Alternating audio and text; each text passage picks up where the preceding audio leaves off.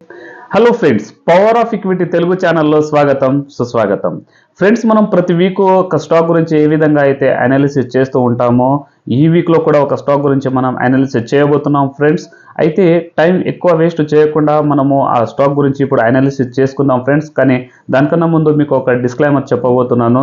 చూడండి ఫ్రెండ్స్, నేను ఏదైతే స్టాక్ గురించి నేను మీకు చెప్తానో, నేను ఏ విధంగా అయితే అనాలిసిస్ చేసి ఆ స్టాక్లో పర్చేస్ చేస్తానో అదే నా అనుభవం అనేది మాత్రం మీకు నేను షేర్ చేస్తూ ఉంటాను ఫ్రెండ్స్. మీకు టిప్ ఇవ్వడానికి లేకపోతే మీకు గైడెన్స్ ఇవ్వడానికి నేనేం సేబీ రిజిస్టర్ని కాదు ఫ్రెండ్స్.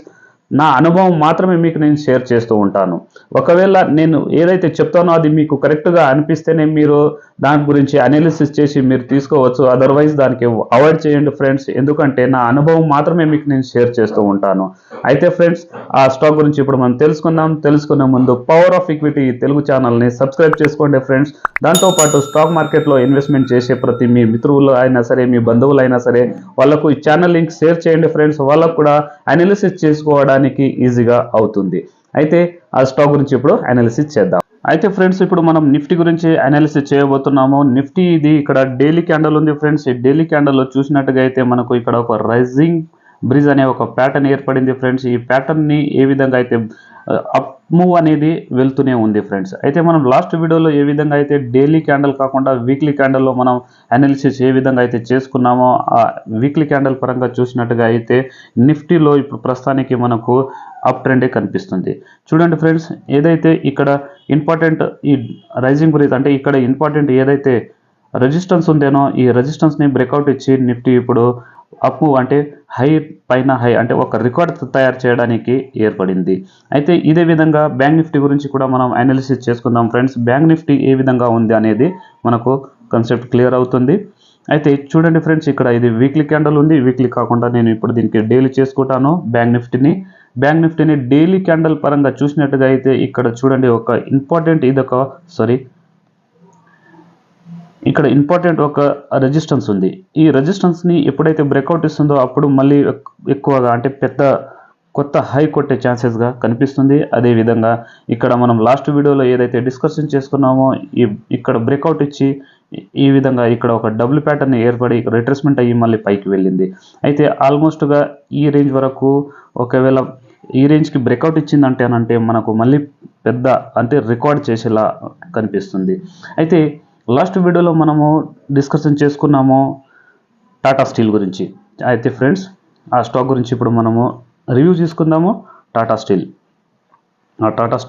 స్టాక్ కూడా చాలా బెటర్ ఉంది ఫ్రెండ్స్. చూడండి, ఇది మనము స్టాక్లో అనాలిసిస్ చేసేటప్పుడు మనము వీక్లీ చేసుకుంటాము. అయితే చూడండి ఫ్రెండ్స్, ఇక్కడ లైఫ్ టైం హై ఏదైతే ఉందో ఈ లైఫ్ టైంని హైని బ్రేక్అవుట్ చేసిన తర్వాత మనం కొనుగోలు చేసుకోవచ్చు అని మనం లాస్ట్ వీడియోలో డిస్కషన్ చేసుకున్నాము. అయితే మనం ఆల్మోస్ట్గా ఈ రేంజ్లో అంటే ఎంత 155 ఈ రేంజ్లో అప్పుడు క్లోజింగ్ అంటే లాస్ట్ వీక్లో క్లోజింగ్ అనేది ఇచ్చింది ఫ్రెండ్స్. ఈ రేట్ నుంచి ఒకవేళ దీంట్లో కరెక్షన్ వచ్చినా కూడా ఆల్మోస్ట్గా 145 ఈ రేంజ్లో మనము కొనుగోలు చేసుకోవాలని మనము అనాలిసిస్ చేసుకున్నాము. అదేవిధంగా ఈ వీక్లో కూడా మనము ఒక స్టాక్ గురించి అనాలిసిస్ చేయబోతున్నాం ఫ్రెండ్స్. ఆ స్టాక్ పేరు మీకు ఇక్కడ టైప్ చేస్తాను. చూడండి, ఆ స్టాక్ పేరు Tata group company friends, Tata chemical. ఈ స్టాక్ చాలా జబర్దస్త్గా బ్రేక్అవుట్ ఇచ్చింది ఫ్రెండ్స్. ఈ వీక్లో మనకు సూపర్. చూడండి, చాలా రోజుల వరకు ఈ స్టాక్ ఈ రేంజ్లోనే ట్రేడ్ చేస్తూ ఉండేది. ఈ కన్సల్టేషన్ జోన్ని బ్రేక్అవుట్ ఇచ్చి దాంతోపాటు ఇక్కడ మన లైఫ్ టైం హై ఏదైతే ఉందో ఈ లైఫ్ టైం హైని కూడా బ్రేక్అవుట్ ఇచ్చేసింది. అయితే ఈ స్టాక్లో మనకు ఇప్పుడు ప్రస్తుతానికి ఇన్వెస్ట్మెంట్ చేసుకోవడానికి మంచి ఆపర్చునిటీ ఉంది ఫ్రెండ్స్. కాకపోతే ఒకటే రోజు అంటే 1 డేలోనే ఆల్మోస్ట్గా 14% వరకు ఈ స్టాక్ పెరిగింది. అయితే దీంట్లో మనం ఏం చేద్దామంటే ఫ్రెండ్స్, చూడండి, ఇప్పుడు ఈ రేట్లో మీరు ఒకవేళ అంటే మనం కొనుగోలు చేసుకోవచ్చు ఫ్రెండ్స్. కానీ కాకపోతే 1315లో మనము 50 క్వాంటిటీ మాత్రమే బయింగ్ చేసుకోవాలి.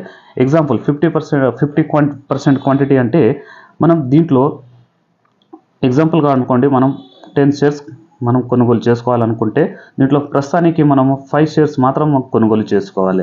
దాని తర్వాత ఈ స్టాక్ రిట్రేస్మెంట్లో ఈ రేంజ్కి రావచ్చు. ఫస్ట్ అంటే ఆల్మోస్ట్గా 1150 నుంచి 1200 ఈ రేంజ్లో రావచ్చు ఫ్రెండ్స్. అయితే ఇక్కడ వచ్చినప్పుడు మనము దీంట్లో మిగతా 50% క్వాంటిటీ అంటే 10/5 తీసుకున్నప్పుడు అయితే మళ్ళీ 5 మనము యాడ్ చేసుకున్నట్టుగా అయితే 10/10 స్టాక్ అంటే 100% మన బయింగ్ అవుతుంది. అయితే దీంట్లో స్టాక్లో టార్గెట్ మరియు స్టాప్ లాస్ టాటా కెమికల్లో స్టాప్ లాస్ మరియు టార్గెట్ ఏ విధంగా పెట్టుకోవాలంటే ఫ్రెండ్స్ యాక్చువల్లీ మీకు చెప్తాను నేను.